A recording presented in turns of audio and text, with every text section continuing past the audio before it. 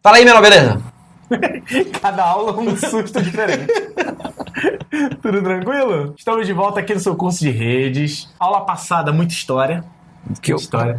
A galera que gosta. Adoro história. Tem a galera que gosta. Não, mas história das redes é maneiro, pô. Não. Ah, é sim. Eu odeio redes. Eu gosto. Caralho. E dessa vez a gente vai falar sobre classificação. Né? A gente vai classificar alguns pontos. Inclusive, classificações vou tentar trazer aqui coisas do seu dia a dia. Você Correto. acessando a internet e tudo mais, a gente vai ter que classificar. Então, basicamente, a gente vai falar de duas coisas, né? Redes e computadores. Duas coisas? A gente vai começar classificando servidores. Ô, mas peraí, no outro vídeo teve o tempo da vinheta. Tu fez um disclaimer e tal. Agora não tem vinheta. Então entra a vinheta agora.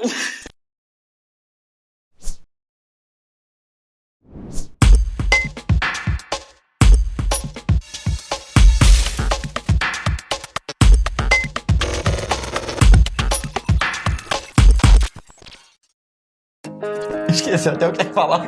Já esqueci. Eu não posso baixar a cabeça. Alfredo, numa rede, basicamente, quando você tem uma rede de computadores, você tem essencialmente dois grandes componentes de máquina. O servidor, Deixa eu ver se eu entendo seu raciocínio. Vai falando. não é isso? Não. A gente tem as máquinas que usam serviços e as máquinas que disponibilizam serviços. Então, vamos ter que voltar no tempo um pouquinho agora, professor Tudo bem. Guanabara. Muito obrigado.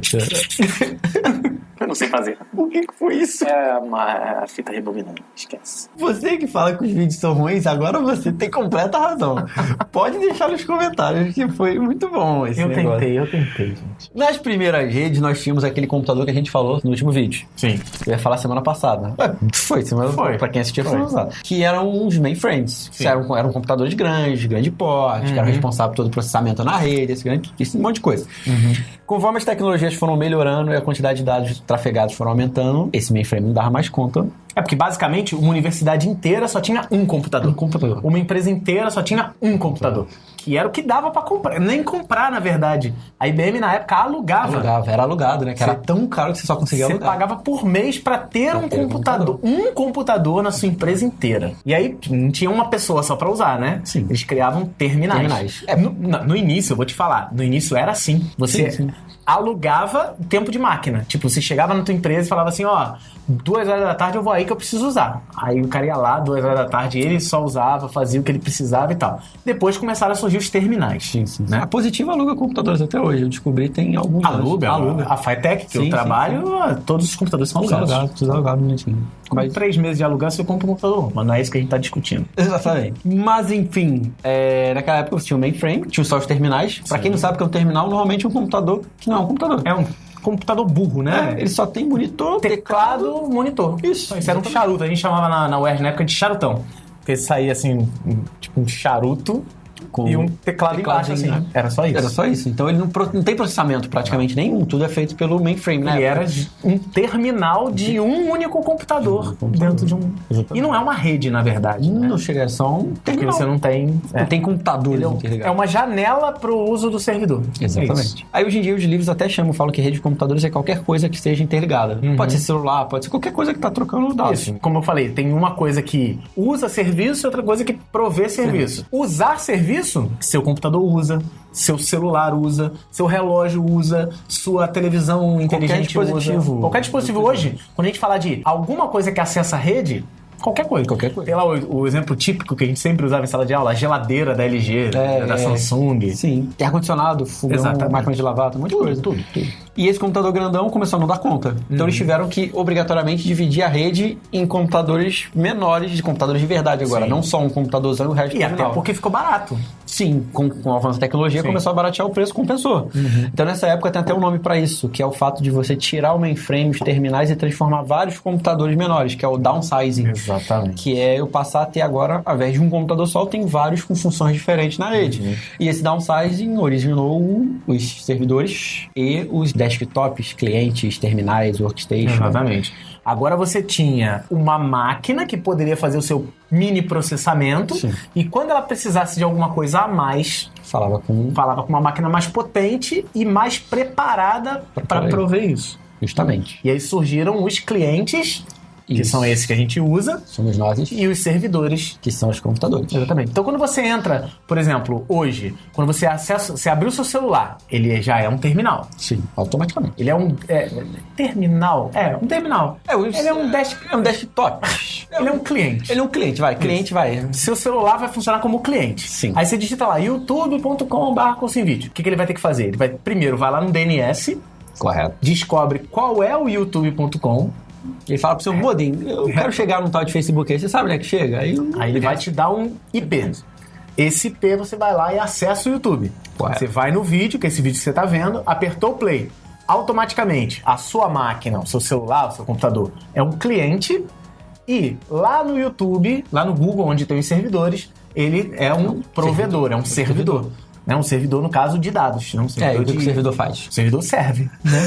Não, o servidor provê acesso a um serviço. É aquele cara que disponibiliza recursos e serviços para a rede. Exatamente. Ou para algum computador que esteja na rede. Exatamente. E a gente tem o que, Guanabara? Os tipos de servidores. Tipos de servidores. A gente enumerou alguns aqui, né? Pode ser que, não, mas eu vi que existem mais. Existem servidor vários. Servidor de DNS, servidor de HCP, servidor rádios, tem um monte, mas a gente falou os mais comuns, os mais básicos. Então, servidor, basicamente, é uma máquina que nem sempre é melhor que a sua. Sim. Depende da função que ela vai fazer. Mas ele faz coisas melhores que a sua. Por exemplo, um servidor de arquivo. Ele, tecnicamente, tem toda a parte de arquivos melhor do que você. Mas aí nem sempre. Mais espaço em disco. Mais o servidor de impressão. É que o servidor de impressão tem uma impressora que o seu computador não tem. Mas aí ele só faz a impressão. Ele gerencia as impressoras, os impressores, os caras. Melhor do que o seu computador. É melhor do que o seu computador. Mas ele não precisa ter um processamento. A gente pensa assim, servidor é uma máquina com... Não necessariamente. Pode ser um positivo boladão analógico do mal que tem na sua casa. Exatamente. Por exemplo, vou usar o de impressão, que é mais simplesinho.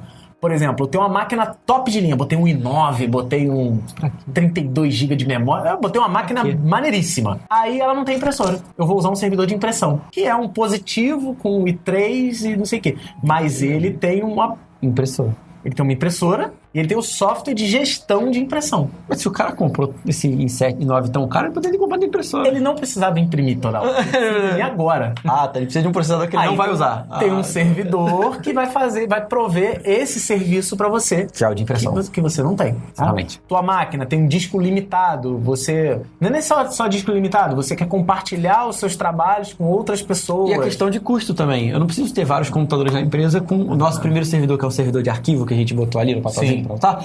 Eu não preciso ter todos os computadores com HD de 1 tera. Eu posso ter um computador com HD de 2 teras que seja, e o resto tudo com HD de, 40 gigas. Isso aí. Só o suficiente pro computador ter o sistema operacional. Deu um boot. Deu boot, os programas básicos, acabou. E fazer uns trabalhos pequenos, né? Os arquivos pequenos. Quer trabalhar com arquivo grande? Joga no servidor de arquivo. Exatamente. Essa é a função do servidor de arquivo, guardar arquivos. Aqui no estúdio a gente tem um servidor de arquivos, que é de onde a galera puxa os vídeos. Sim. Eu não tenho os vídeos duplicados. Você vê que tem algumas máquinas aqui dentro. Eu tenho o arquivo de vídeo num determinado lugar. Aí todo mundo que está editando puxa os arquivos desse nosso servidor de arquivo. Correto.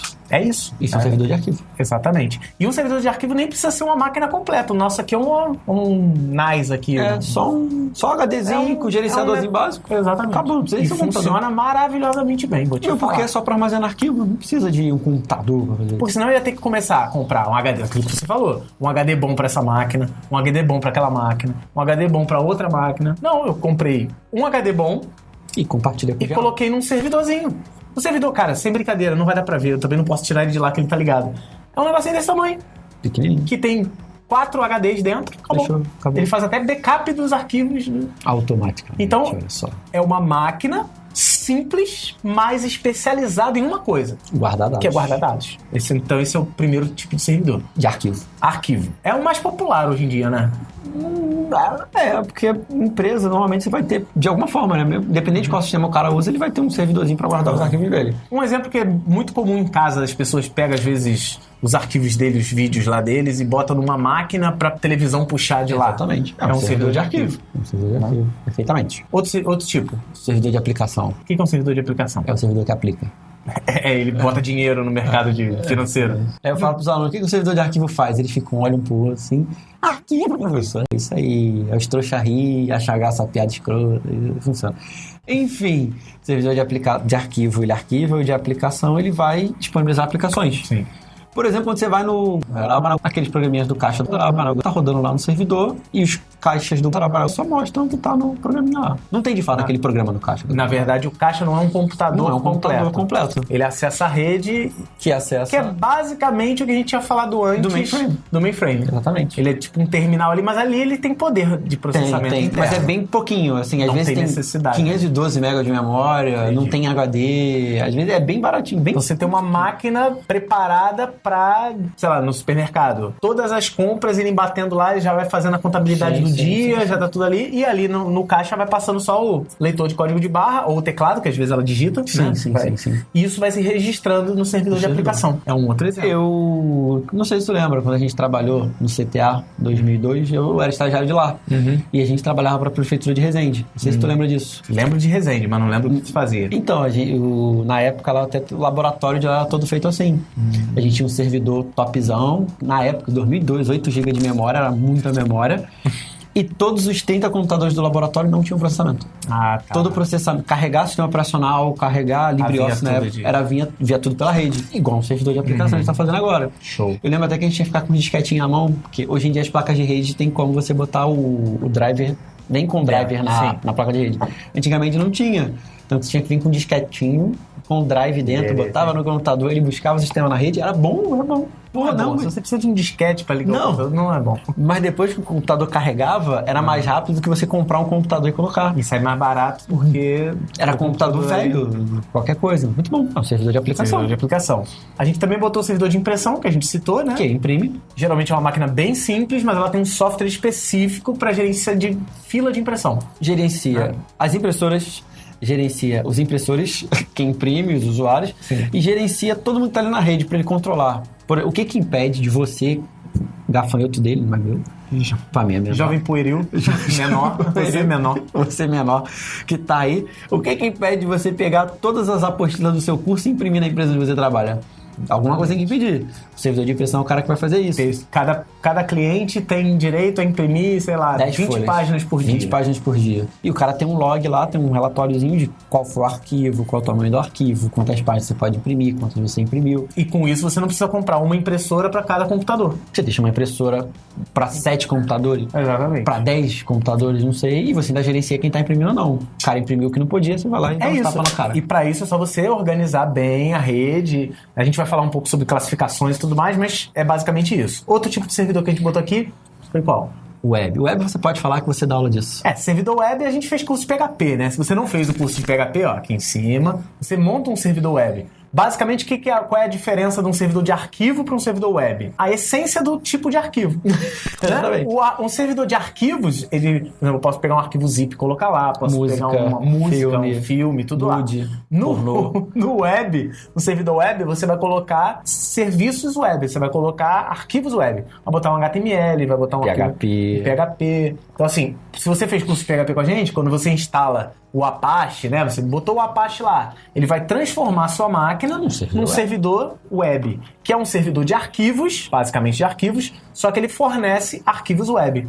Um HTML, um JPEG, um PNG. Fornece da melhor maneira possível. Interligação com CDN. Sim, senhor. Só uma explicação rápida. O que seria CDN? Não sei, fala aí. Uma rede de distribuição de conteúdo.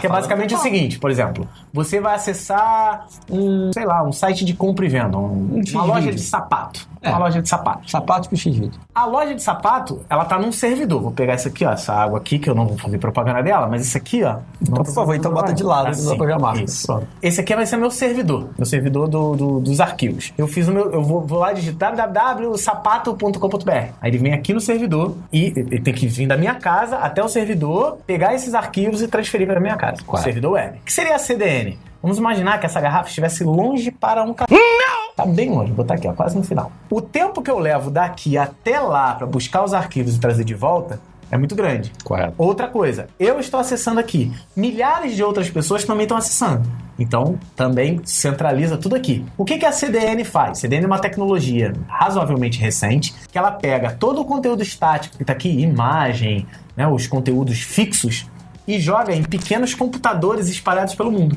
Para facilitar de você acessar à distância. Quando eu for acessar aquela máquina, eu não preciso ir lá, eu vou na máquina mais perto da minha casa. Que tem aquele dado que você precisa. Isso tudo, tecnologias envolvidas com servidor web.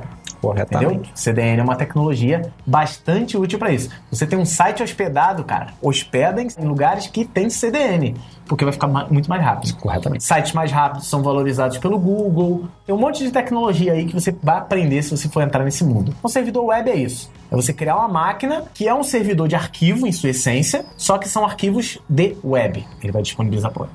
Correto. Valeu. Qual o próximo servidor? Passou na prova. Deixa eu tirar Guarda o servidor aí. Peraí. O próximo aqui que eu coloquei na minha colinha que eu tô olhando aqui, comunicação. O que o servidor de comunicação faz? Comunica. Mas Mas o que ele vai me fornecer? Ele normalmente vai ter um servidor, pode ser um Windows Server, pode ser algum servidor em Linux, que ele vai fazer a comunicação entre os computadores da rede. Eu tenho lá na minha rede 3 computadores e eu preciso que eles troquem informações, que os arquivos possam ser vistos, que as impressoras possam ser enxergadas pela rede. Ele é o cara que vai determinar IP, ele é o cara que vai funcionar como DNS para todo mundo, ele é o cara que vai distribuir IP se tiver com o DHCP ativado. É ele que gerencia as comunicações. A troca de dados entre todo mundo. Da rede. Nem toda rede precisa de um servidor de comunicação. Não, em casa você precisa. Agora, se a rede é muito grande... Precisa. Laboratório de informática, uma faculdade com 5 laboratórios de informática. Provavelmente você vai precisar de um servidor de comunicação. Corretamente. Porque senão vai dar problema, vai começar a ter tráfego disparate, né? Entre um laboratório com mais, outro... Eu não vou nem muito longe, não precisa nem tão longe assim. Por exemplo, você tem em casa o seu roteadorzinho, ele gerencia no máximo 15 coisas. Aí você precisa gerenciar mais de 15 coisas. Você tem que botar um servidor de comunicação para gerenciar essas 15 coisas. Ok. Vai anotando aí o que a gente está ensinando. Depois você Próximo. Próximo é o servidor de banco de dados. Ah, você fala também. Servidor de banco de dados a gente também já montou um, né? Já. Você instala um MySQL, um Postgre. Na verdade, o objetivo desse servidor vai ser... dados. Quando a gente instalou o PHP na nossa máquina, né, que a gente instala o interpretador PHP, o Apache e o MySQL, né, que é o WAMP, né, o Champ, o VAMP, sei lá como você vai usar, não sei o que for. Quando a gente instala, a gente automaticamente transforma a nossa máquina em um servidor web e também um servidor de banco de dados. Que é importante a gente dizer isso. Ah, minha empresa, minha rede tem um servidor de banco de dados e tem um servidor web. Não necessariamente são 2 computadores. Sim, pode ser o mesmo. O mesmo computador que fornece esses 2 serviços. E hoje em dia tem também virtualização, onde para você economizar custo, o cara compra um computador absurdo, de poderoso e virtualiza vários computadores. Para quem não sabe o que é virtualização, é você simular um computador virtual dentro do computador. Exatamente. Tem programas que fazem isso, VirtualBox, VirtualPC, tem várias ferramentas que podem fazer isso. Dentro de um servidor web tem uma tecnologia chamada Linux in Container, LNX, se eu não me engano. Eu já vi a sigla, mas eu não lembro. É que basicamente ele cria máquinas Linux, várias máquinas Linux dentro de uma mesma máquina. Ele é uma cápsula, é um container. É como se fosse uma visualização, só que uma cápsula mais parruda. Sim, então, várias tecnologias envolvidas em servidores. E banco de dados é isso. O objetivo de um servidor de banco de dados é fornecer os dados que estão pedindo.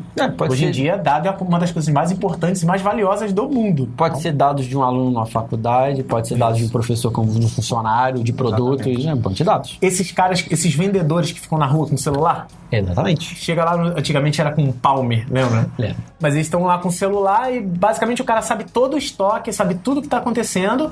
Pode ser um servidor de aplicação, se a aplicação estiver rodando lá. Exato. Ou se a aplicação estiver rodando aqui no celular e ele só está precisando dos dados, lá do outro lado tem um servidor de banco de dados. Correto. É isso. Próximo e último que a gente colocou aqui. Existem vários outros. Você citou alguns outros aqui. Esses são os mais comuns de cair em concurso, por exemplo. Você pegar a prova da aeronáutica da Marinha, esses são os mais comuns de cair. Tirando o servidor DNS e o DHCP, que é outra história, mas aí a gente vê lá na frente. E o último que a gente colocou aqui é o servidor de internet. Para que serve o servidor de internet? Para fazer gato velo que gerenciar os seus clientes. Sim, o cara usa pra fazer, ué, não é? O servidor de internet é aquele cara que vai gerenciar as conexões dos usuários na minha internet. É como se fosse um servidor de comunicação que a gente falou, que é mais interno, só para externo. Para externo. É ele que pode ter proxy para bloquear ou não o que vai acessar. Pode ter limitador de banda para cada um dos pontos. Para cada um acessar. Né? Você tá tua mãe, tá lá vendo o YouTube e você quer jogar seu LOL. Você pode ir lá e botar assim, televisão da minha mãe. 128K. Com certeza, quando você está na tua casa e você tem lá o seu serviço de internet, lá no seu provedor tem vários servidores de internet. Sim, para gerenciar os clientes. Basicamente, porque imagina que ele não tivesse gerenciamento de cliente. O primeiro cliente que entrou tá 200 megas só para ele. Dá a internet toda para ele. Aí vai entrando a galera, vai diminuindo. Não pode, tem que ser dosado. Até porque se tiver pouca gente ou muita gente, o serviço distribuído tem que ser o mesmo, a mesma qualidade para todos os planos. Deveria ser. Se você usa o Iveco, você sabe que funciona exatamente assim. Exatamente. Existem vários provedores que fazem essas técnicas de traffic shaping. Sim.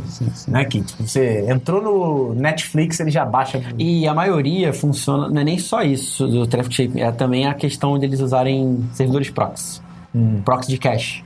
Que é aquele computador que ele armazena em cache aquilo que é mais acessado pelos usuários. Sim. Então, por exemplo, a gente usa LiveTeam. Aí o cara fala pra mim assim, eu uso LiveTeam, tu usa Net, não, né? Eu uso Net. Aqui no estúdio. Então, o cara fala 35 megas, mas de verdade não é 35 megas. 35 megas é o acesso da minha casa até os servidores deles. Lá no servidor deles tem um cache de sites que o pessoal da região mais acessa. Google, YouTube, Facebook e tal. Se você quiser Parte estática, né? É tipo a CDN, só que local. Lá local. Se você quiser testar para ver a velocidade da internet, abre um site que não é comum de abrir no Brasil. Abre o site da ASUS, por exemplo. Um site que é externo. Você vai ver que demora muito mais para abrir, porque ele não pega aqui no Brasil. Ele tem que ir lá. Aí cara, eu acho que a safadeza chega a tal ponto que tem provedor de acesso que quando você entra naqueles medidores de velocidade mais populares, sim, ele já engana, já manda rápido pra caramba pra você ficar tranquilo. Fala assim, Não, e quando o cara faz o teste, ele faz o teste com um servidor aqui no Brasil. Mais próximo. Se você pegar, você já deve ter visto. Eu quero medir velocidade da internet. Ele testa com o servidor em Caxias. A gente tá em Realengo, Caxias é pertinho com relação a dados. Não, a internet tá boa zona, mas mediu com o servidor aqui do lado. Daqui do lado. Quando você acessar do lado de fora, aí já é. Infelizmente é assim. Mas é complicado. Isso é um servidor de internet. É complicado. As operadoras usam, nós podemos usar também. Então é isso. Basicamente, dentro de uma rede, quando você tá numa rede, ou você é cliente de um serviço, ou você provê esse serviço. Nada impede que um servidor de impressão também seja cliente de banco de dados de outro lugar. Pode ser. Né? Tipo, o servidor de impressão vai num servidor de banco de dados para saber alguma outra coisa. Pode ser, não tem problema. Então, basicamente todo computador ele se comporta parte como servidor, parte como cliente em algumas vezes, dependendo da funcionalidade dele. Então, é basicamente essa primeira divisão que a gente faz aqui dentro de rede. No seu celular, por exemplo, a maioria dos casos, 99% dos casos, ele é cliente de alguma coisa. De alguém. Mas apesar de ter, se você tem um Android, você consegue instalar o Apache dentro do seu celular. Pra quê? Não sei, mas dá pra fazer. Dá pra fazer. Servidor de chat, tem pra tudo, né? Servidor de streaming, que hoje em dia tem bastante coisa, que é diferente de um servidor de arquivo. Porque não vai mandar um arquivo, ele vai mandar um pedacinho, um conjunto de pacotes que vai ser interpretado. É outro tipo de servidor. Deu pra entender? Só vamos usar, como eu prometi no início, um exemplo simples. Quando você tá no YouTube ou você tá assistindo Netflix, a sua máquina, cliente. Os servidores Netflix ou do YouTube, servidores. Servidor de cada tipo aí, tenta classificar e tenta criar exemplos para cada um deles. Correto? Combinado. Acabou. Fechou isso daí. Fechou. Agora vamos fazer um outro tipo de classificação. Não vamos não. Porque o tempo já está acabando. Então, basicamente, essa é uma classificação básica, essencial de tudo.